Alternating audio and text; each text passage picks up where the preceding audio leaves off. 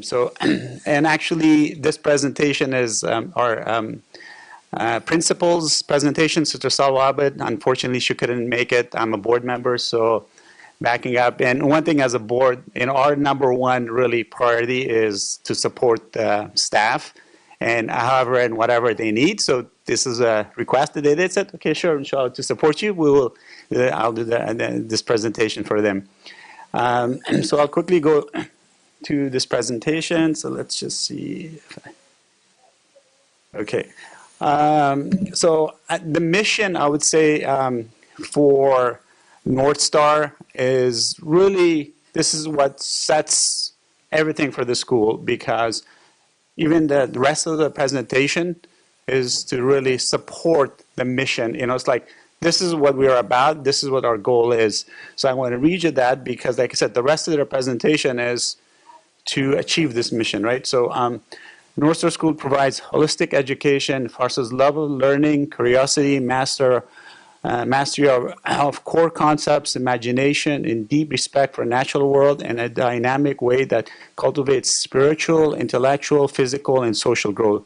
So those, especially those four things, that's, in terms of a student for Northstar and in terms of our goal, that's what it is. Because, one thing when you think of a school, you think it's about learning your ABCs and, your 1, 2, 3s and all of that.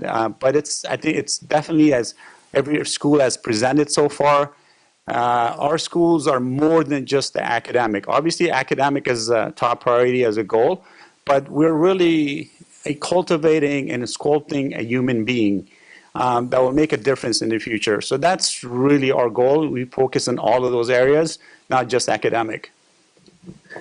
So just a little bit in terms of Northstar. We're from pre-K to 8th grade. We're in Fairview area of Hayward. We were founded in 2002, and alhamdulillah, we've grown to 170 students, and we're basically limited to our conditional use permit at our site. Currently, we're at 170. We do have, alhamdulillah, wait list. We're trying to expand that, but the time being, unfortunately, like I said, our conditional use permit is for 170, so we're limited to that. And alhamdulillah, we have a really nice campus. I know some people would have a concern and would say, oh, Hayward, maybe it's in a ghetto or something. But mashallah, we have a really nice campus. And if you come, you will be surprised to see our school and, and how it is. So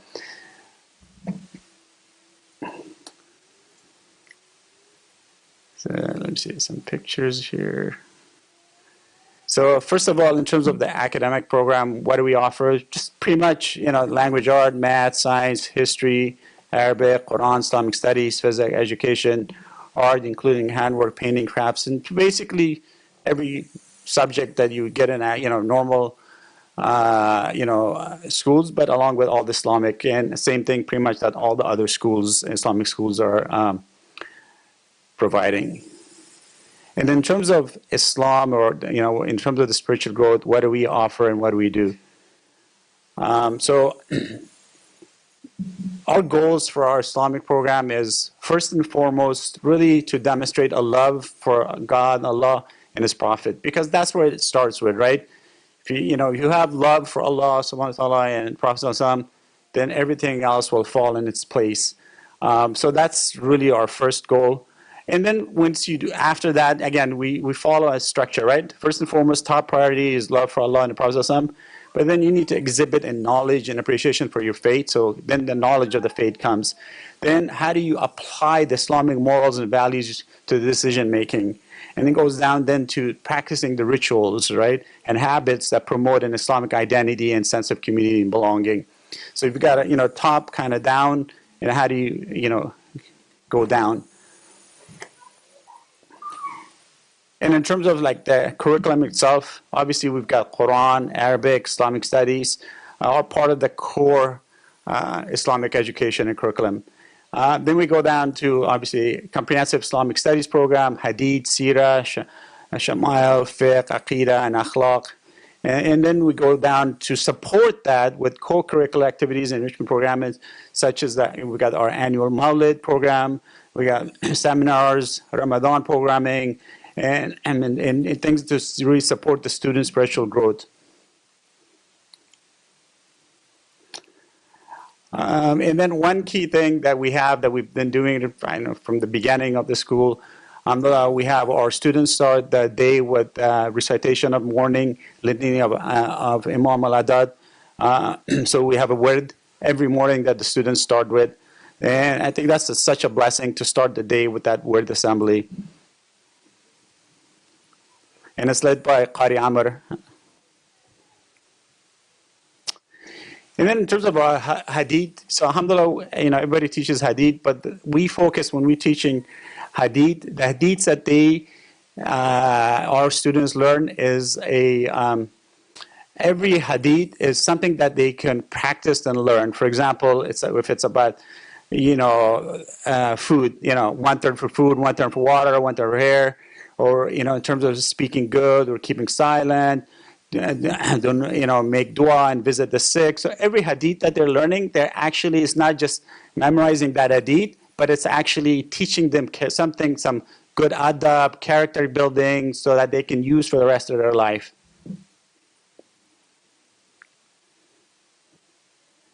And then as our students grow, like for example, our 8th graders, they become teachers, they become the leaders.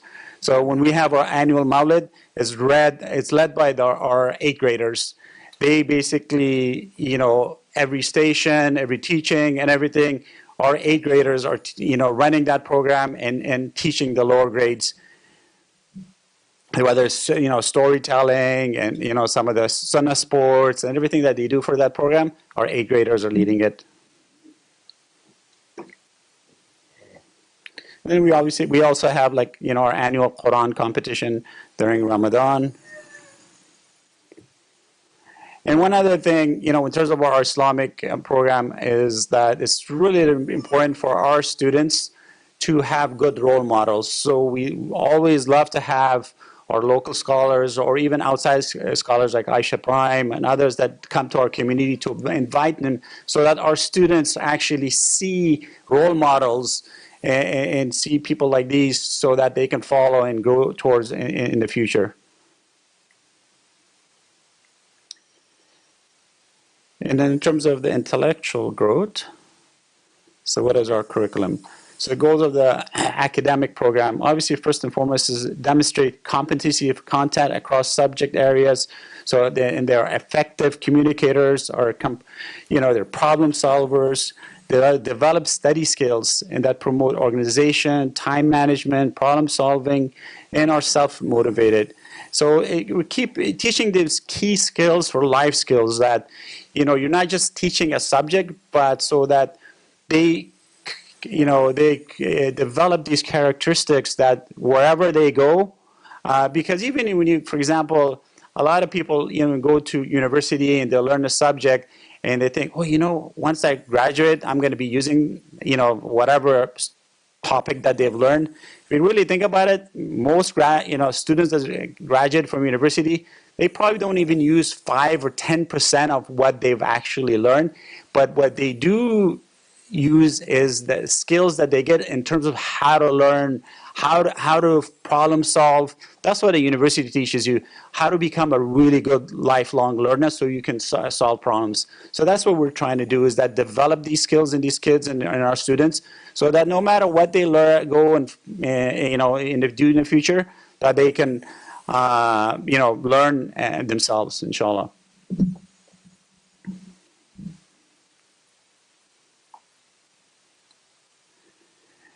And then in terms of our, curriculum, I think obviously as other schools have also it's really age-based, so that depending on whether it's a preschool, or elementary school or middle school, we try to make it age-appropriate.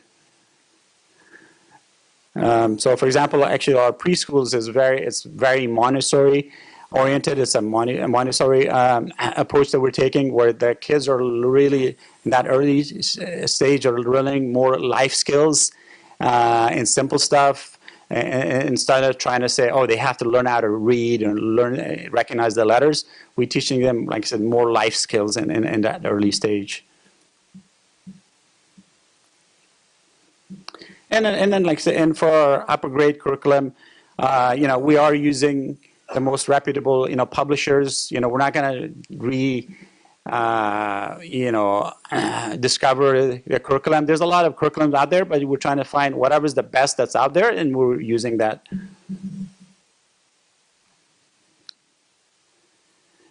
Obviously, we got our language art programs and, which grammar, spelling, vocabulary, and all of that. I'll just quickly go through that. And then for science, obviously, we do have a science program. And I think one of the key things for science is we try to bring it to life so that they can actually experience it instead of just learning some formulas, but actually whatever science experiments, things that they do, that we try to bring it to life.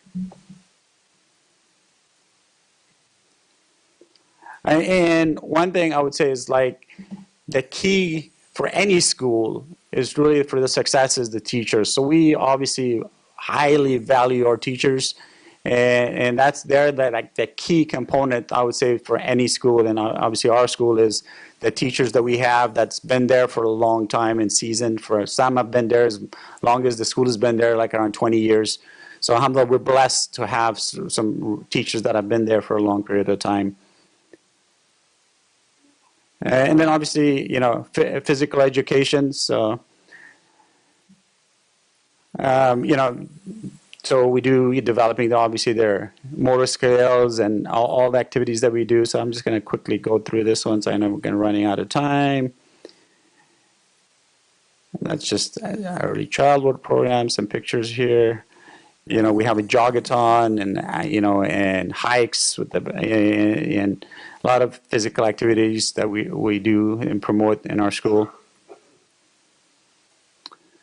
Again, outdoor play and outdoor space that we have. That's just a picture of a basketball court.